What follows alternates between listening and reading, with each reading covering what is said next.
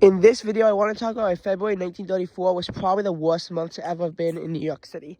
The weather was horrible. First of all, the highest temperature that we had during all of February was 42 degrees. That's as high as it managed to get.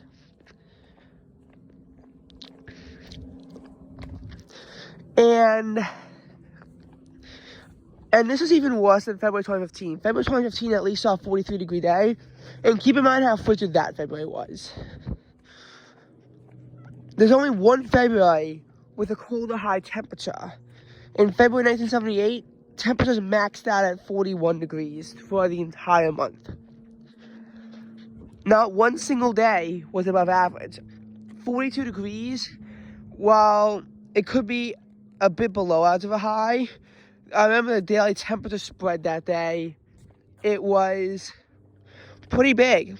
Lows did stretch pretty deep into the 20s on that one day. There was a day with a low of 30, which was above average, but the high that day was 34. So you probably had a bad winter storm. So again, not one day was above average, at least by our standards. On the 9th of the month, temperatures were especially brutal as the low dipped down to negative 15 degrees. The high recovered to 8 degrees, which still set a record for the coldest high temperature on such date. Although it's not one of New York City's 10 coldest highs on record, but it was still very brutal.